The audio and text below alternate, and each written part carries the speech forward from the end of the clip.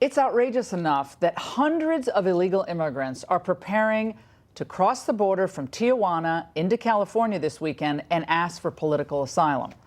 But perhaps even more outrageous is that this caravan of Central Americans has been organized, aided, and abetted and coached by U.S.-based activists from this group called Pueblos Sin Fronteras.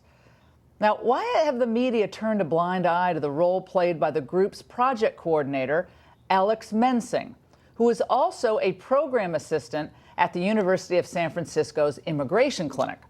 Well, let's get into that with a pair of immigration attorneys. Dan Stein is in Tampa, and Francisco Hernandez is in Fort Worth, Texas. Dan, let's start with you here. Thank you, this is quite something. We have American NGOs and other NGOs working to get the publicity going for this group. They come every year around Easter time and they make their way into Mexico. Mexico usually disbands them quite effectively, and they actually started to disband them before I think the president started tweeting about it a couple weeks ago. But you have these lawyers who basically embed with the groups who are American lawyers. And they're going over, okay, this is what you say for credible fear of persecution. And then they show up on buses, and then they all start reciting the same lines. I mean, it seems like it's encouraging people to game the system.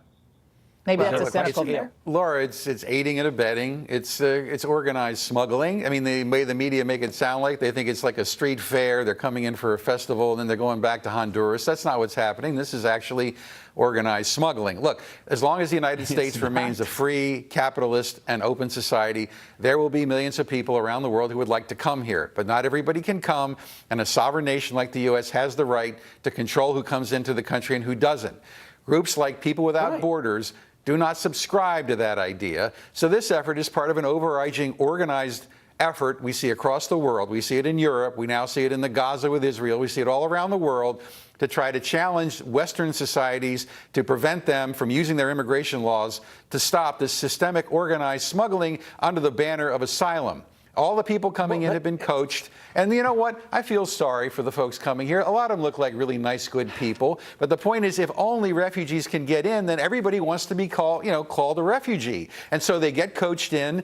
They know that if they make a credible fear claim, if there's no detention space, they're going to be released for years before they get the asylum hearing. And luckily, the Trump administration is taking steps to stop this by using a rocket docket and deploying immigration judges to extradite the removal. Right, let's get Francisco in here. Francisco, Mexico has tried to help out here and at various points, including by telling the folks, look, you have 30 days to leave Mexico.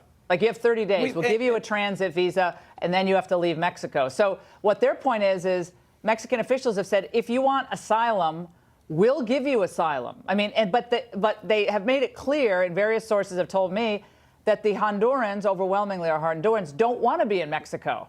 So they're not interested in going to any country except our country. Now, why is that? Except the promised land. But look, listen to what you guys are saying. Are we now against legal immigration?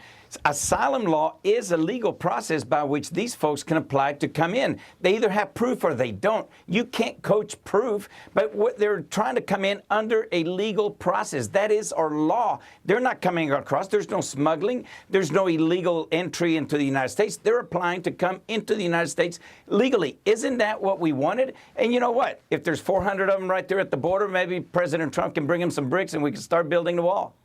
Well, I think since we spend about $116 billion all told on illegal immigration, when you add that up, that would be how many walls? Like 5 walls for $116 billion well, I thought a we were year talking about legal immigration. Yeah, well, no, we're talking about people who come here illegally in the United States. And many of the people who've been interviewed said, but no. And the people, well, hold on, who have disbanded from the group say, we're going to get there. Like, we're going to get there. If we don't get in as asylees, we're going to get in. I mean, they're look, they're very that's not adamant. Illegal immigration. No, but that's not illegal immigration. Francisco, they are invoking the asylum laws that is the law of the land. Francisco, are you saying that you don't believe there is fraud in the asylum application of the asylum laws in the United States? Sure, is that what you're saying tonight? Sure, there is fraud. It's rampant. It's rampant. And immigration is very good at ferreting it out.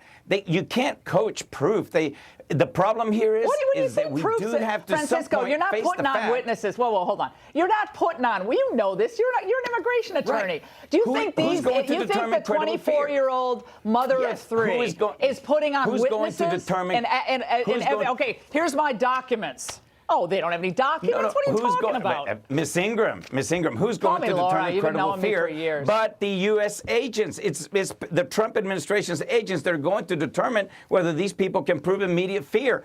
It's not like there's all these social programs going out. It is a hard threshold to prove, and it is a legal way of invoking the laws of the United States. I think it's 75 to 93% of people who apply for asylum in this process, they ultimately get it, or they ultimately get released anyway during the process. So they're released into the United States. No, it's less than 10%. No, they get released into this.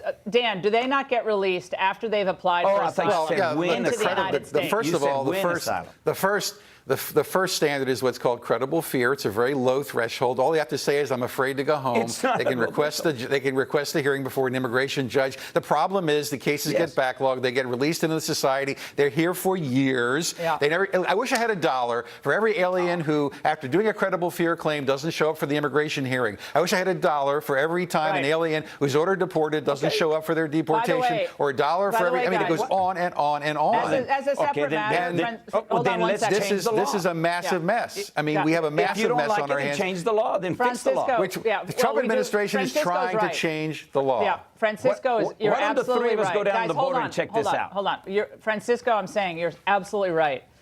These laws do need to be changed because the way the asylum laws are written now it's easily gameable. Okay, if that's even a word. It's easily gamed, and it does have to be changed. Well, hold on. It does have to be changed because it's actually putting the migrants' lives at risk. You have these kids crossing that are being manipulated, and they're being hurt by these gangs and recruited by gangs. This is a humanitarian nightmare that we've helped create. So we've got to fix these laws. God bless you. Thank you for saying that. That is absolutely 100% correct. By the way, just a fact for our audience, and we're running over. This just came out today by the federal government. The federal government loses track of 20% of the unaccompanied children within 3 months of their arriving here. This was HHS testimony today. They've lost track of 7,635 unaccompanied children that they had to check in with over the last 3 months, the last 3 months of last year. They lost track of 1,500 of those after 30 days. And Laura, we don't know where they are.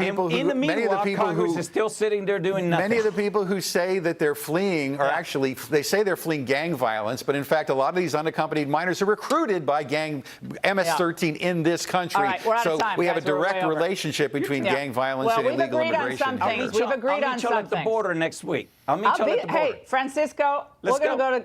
And the tequila shots are on me, okay? It's all on me. I'll buy drinks. You're on. I'll buy drinks for everybody.